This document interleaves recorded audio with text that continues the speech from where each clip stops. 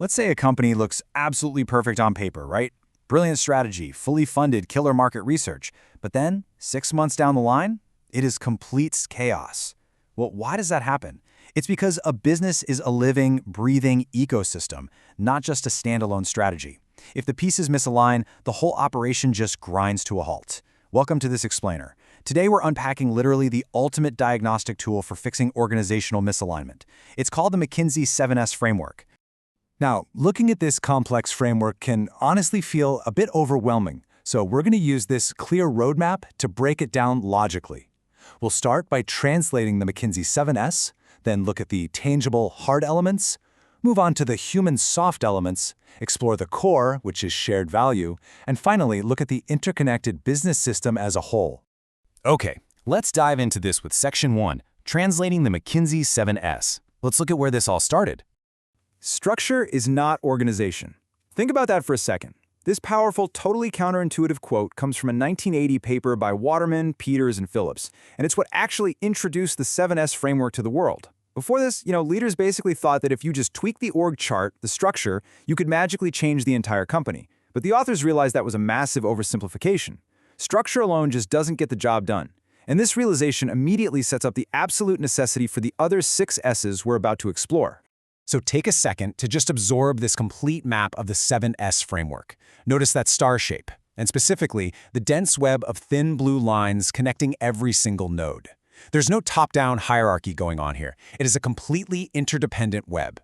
But before we look at the system as a whole shebang, we need to deconstruct it, piece by piece. And we'll start with the nodes colored in light green. Which brings us to Section 2, the tangible hard elements. These are the things leadership can easily write down and mandate. Notice the deliberate conceptual divide here. We have the hard S's in green. These are your rigid structural pillars, essentially the mechanics you can pop right into a spreadsheet. On the other side, the soft S's in red are the far more nuanced cultural elements. We're going to start with the green ones. So, what should we do to solve this specified business problem? It's a very direct, analytical question, and it introduces our first hard S, which is strategy. I mean, every business needs a starting point to address challenges, right? And this question probes exactly what that path should be. In this framework, we define strategy simply as the action plan required to solve a specified business problem. It acts as the initial tangible direction that the company is choosing to take. Basically, it's the map drawn by leadership. But as we established just a minute ago, a map alone definitely doesn't move the ship. Which leads us to the next question. What structure do we need to execute the strategy? Once you actually have your action plan, how do your people and resources need to be grouped together to pull it off?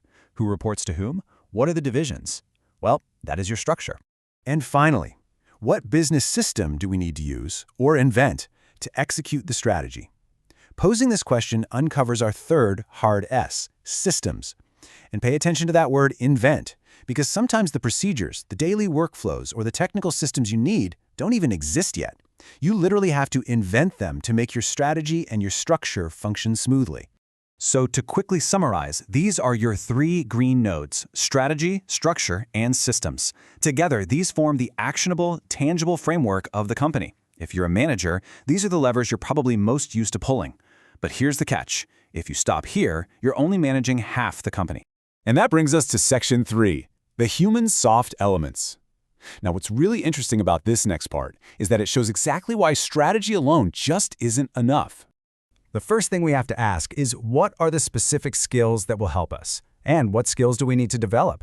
This double-layered question introduces our first soft S, which is skills. It requires a really honest audit of your current workforce capabilities paired with the projection of what you'll need in the future to actually keep up with your strategy. Next up, how should we help our managers in their growth? This is staff, and what is so brilliant about the original model is that it doesn't just ask, how do we hire or how do we manage? It specifically emphasizes human development and growth. It is all about nurturing the real people inside those rigid structural boxes you just created. Then we have to ask what leadership style and cultural qualities will help us to achieve a strategic objective. This is style. Your company's culture and its behavioral style can't just be random. They absolutely have to be a deliberate tool to help you reach those big objectives. So those are your 3 red nodes: skills, staff, and style. If we contrast these with the green ones we discussed earlier, the difference is pretty clear. The hard elements were all about the mechanics, right? But these soft elements represent the highly nuanced, deeply human side of the organization. They're way harder to measure, way harder to mandate, but they are absolutely vital for survival. Now, let's look at Section 4, the core, shared value. This is where we look at the very center of it all. Right in the very center of the star sits shared value. We define this as the central node representing the core principles and underlying motivations of the organization. You can kind of picture shared value as the sun in the solar system. All the other hard and soft elements we just went through, they all orbit around this singular central identity. The framework provides two incredibly crucial questions to help define this core. First, which of our principles help us? And second, why do we do what we do in the way we do it? This is the ultimate why. If your shared values are weak or undefined, that gravitational pull binding the entire system together simply fails. Your strategy, your systems, your staff, all of it will drift out of alignment if they don't share a common why.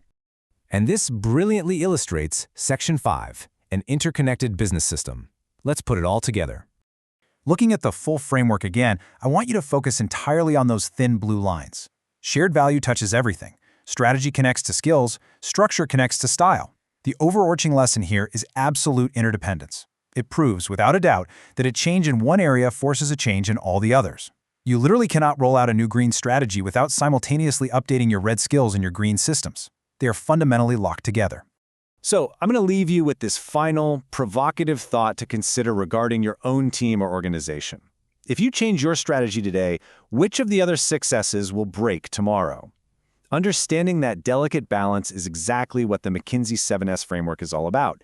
Keep this interconnected map in mind the next time you face a complex business problem.